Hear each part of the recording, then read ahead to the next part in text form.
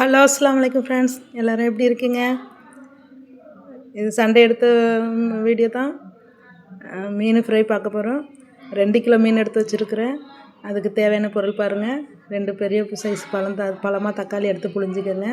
அதில் 6 டீஸ்பூன் மிளகாத்தூள், 1 டீஸ்பூன் சீரகத்தூள், 1 டீஸ்பூன் குழம்பு பொடி, 1/4 டீஸ்பூன் மஞ்சத்தூள், 1 டீஸ்பூன் இஞ்சி பூண்டு, தேவையான அளவு உப்பு, இதெல்லாம் சேர்த்து கொஞ்சம் தண்ணி விட்டு நல்லா மிக்ஸ் பண்ணிக்கோங்க. ஏன்னா இஞ்சி பூண்டு சீரகத்தூள்லாம் போடுறோன்னு சொல்லாதுங்க. இது துண்டு மீனுக்கு இப்படி செஞ்சால் நல்லா கூடுதல் டேஸ்ட்டு கொடுக்கும். நல்லா காரம் சுவை எல்லாம் சூப்பராக இருக்கும். நம்ம நார்மல் சின்ன மீன்லாம் வாங்கினாக்கா நார்மல் மசாலாவே போதும். இது துண்டு மீனால் நாங்கள் இப்படி தான் செய்வோம். நீங்களும் இதே மெத்தடில் செஞ்சு பாருங்கள். நல்லா சூப்பர் சுவை கொடுக்கும். நல்லா நம்ம நல்லா மசாலா எல்லாத்தையும் மிக்ஸ் பண்ணிவிடுங்க. மிக்ஸ் பண்ணிவிட்டு இதில் நீங்கள் தக்காளி இல்லாட்டி தக்காளி வேணான்ட்டா கூட லெமன் கொஞ்சம் ஆஃப் லெமன் புழிஞ்சிக்கோங்க. புளிப்பு சுவைக்கு தான் நாங்கள் தக்காளி சேர்க்குறது. நீங்கள் தக்காளி வேணால் கூட லெமன் புழிஞ்சிங்க.